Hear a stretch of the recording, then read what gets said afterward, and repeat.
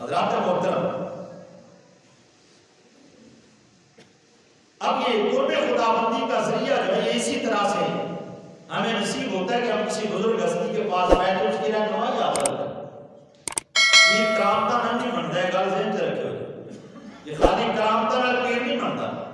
یہ جادوگر بھی تماشا کر کے بخا دے گا پیر بنا لو، کوئی عیسائی جادو کر کے بخا دے گا پیر بنا لو گے نہیں۔ پیر ہونے کے لیے ضروری ہے وہ شریعت مطالعہ کا پابند ہو، جو شریعت مطالعہ کا پابند نہیں ہے، جو خود رہنمائی ابھی حاصل نہیں کر رہا، وہ تمہاری اور میری رہنمائی کیا کرے گا؟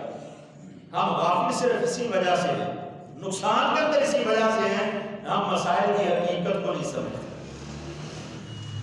میں اکثر یہ بات عرض کیا کرتا ہوں کہ ہم لوگ سمجھتے ہیں کہ جیڑا تویز لکھ کے دبے جدے کہنے نال من سود ہوئے، ٹھیک ہے نا، یا کاروبار بن جائے کوئی پیر ہوتا ہے۔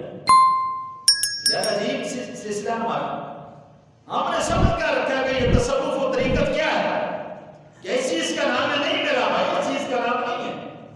آخری بات عرض کر کے اپنے گفتگو کو ختم کرتا ہوں۔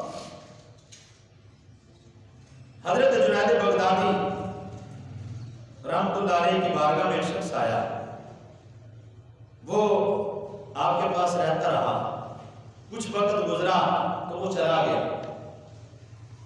کچھ دنوں کے بعد حضرت جنید بغدادی نے اپنے پاس بیٹھنے والے سنگیوں سے پوچھا کہ کیا معاملہ ہے، وہ فلاں شخص نظر نہیں آ رہا۔ عرض کیا حضور وہ تو چلا گیا، اور میں اسے جانے کو کچھ سبب بتایا، کہا جی حضور سے نے بات کی تھی کہ میں اب کامل ہو چکا ہوں، مجھے اب کسی کی ضرورت نہیں رہی ہے۔ اور میں اس کی کاملیت کی کوئی وجہ، وہ کس طرح سے اپنے آپ کو کامل سمجھ رہا تھا، کوئی سبب؟ عرض کی حضور وہ کہتا تھا کہ جب میں رات کو سوتا ہوں مجھے فرشتے نظر آتے ہیں۔ وہ فرشتے کیا کرتے ہیں؟ وہ مجھے اٹھاتے ہیں اور اٹھا کر آسمانوں کی طرف لے جاتے ہیں، پھر مجھے جنت کی سیر کرواتے ہیں، مجھے مختلف نعمتیں عطا ہوتی ہیں، میں وہ نعمتیں کھاتا ہوں۔ اور میں اچھا، اب وہ کہ نعمت کھاتا تھا، رات کو پھر واپس آتا، جب میرا دل چاہتا میں واپس آ جاتا۔ انہوں نے فرمایا اچھا اب جب وہ ملے نا اس کو یہ بات کہنا کہ اب جب تم اپنی جنت کے اندر جاؤ نا تو وہاں پر جا کر لا حول پڑھ لینا، لا حول ولا قوت الا باللہ العلی العظیم پڑھ لینا۔ فرمایا ٹھیک ہے حضور، جیسے محتم اس کو کہہ دیتے ہیں۔ ملاقات ہوئی، مریدین نے، ساتھیوں نے کہا بھی اس طرح پیر و مرشد نے فرمایا ہے کہ جس جنت کو تم سیر کرنے کے لیے جاتے ہو نا تو وہاں پر جا کر کے یہ لفظ پڑھنا۔ کہا ٹھیک ہے۔ پھر دوبارہ موقع ملا، پھر رات کو گیا، جیسے وہ اپنی جنت میں پہنچا نا تو وہاں پر جا کر اس نے بات یاد آئی کہ اسی طرح پیر صاحب نے فرمایا تھا، تو ممکن اس کے اندر کوئی درجات کی بلندی کا سبب ہو، تو پیر و مرشد کی بات کو میں کر لیتا ہوں۔ تو جیسے وہ وہاں پر پڑھتا ہے نا لا حول ولا قوت الا باللہ، یہ لفظ ادا کرنے کی دیر تھی، جٹ سے دیکھا کہ وہ ایک روڑی کے ڈھیر پر پڑا ہوا تھا، وہ جنت کے اندر نہیں تھا، وہ شخص روڑی کے ڈھیر پر تھا۔ دوڑتا ہوا حضور جنید بغدادی رحمت اللہ علیہ کی بارگاہ میں حاضر ہوا، عرض کرتا ہے حضور مجھے معاف کر دیں، یہ وجہ کیا تھی، یہ معاملہ کیا تھا، ایسا کیوں ہوا کہ میرے ساتھ ایک دم سے میں جنت سے نکلا روڑی کے ڈھیر پر، گندگی کے ڈھیر پر، حضور یہ ماجرا کیا ہے؟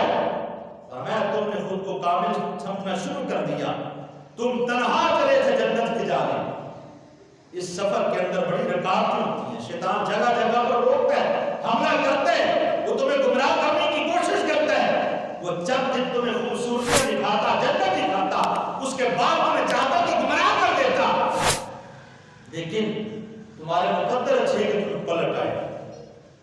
حضور وجہ کیا تھا؟ فرمایا وہ تمہیں گمراہ کرنا چاہتا تھا۔ تو پتہ یہ چلا پیر و مرشد اگر سر پر موجود ہو تو انسان گمراہی سے بچ جاتا ہے۔ جس کو ہم جنت سمجھ کر جنت کی سیر کر رہے ہوتے ہیں، سوئے سوئے ہمیں اچھے اچھے خواب نظر آتے ہیں، یہ ضروری نہیں کہ ہر آنے والا اچھا خواب رحمان کی طرف سے ہو، رب ذوالجلال کی طرف سے، وہ شیطان کی طرف سے بھی ہو سکتا ہے۔ تو میرا بھائی اس لیے ان بزرگوں کو اپنے رب کی بارگاہ میں وسیلہ بنائیں، کس چیز کا؟ یہ بارگاہ خداوندی کے اندر پہنچنے کا وسیلہ بنائیں۔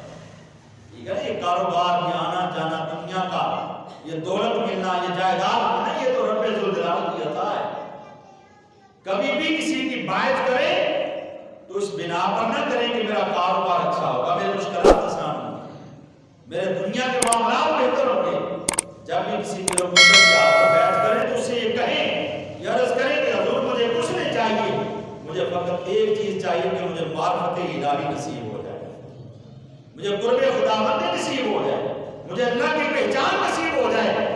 جو پیر و مرشد اس چیز کی حامی بن لیں کہ میں تمہیں بارگاہ خداوندی تک لے کر جاؤں گا، تو سمجھ لینا کہ وہ پیر و مرشد اللہ رب العزت کی بارگاہ میں کچھ مقام رکھتے ہیں۔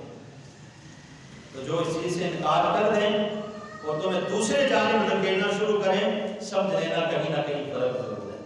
تو میرا بھائی، اللہ رب العزت کی بارگاہ میں دعا ہے کہ رب ذوالجلال ہمیں مذہب اسلام کو سمجھ کر اس پر عمل کرنے کی توفیق عطا فرمائے، اور اس کی باریکیوں کو، اس کی چاشنیوں کو، اس کی رحمتوں کو اللہ سمجھنے کی توفیق عطا فرمائے۔ وآخر دعوانا الحمدللہ رب العالمین۔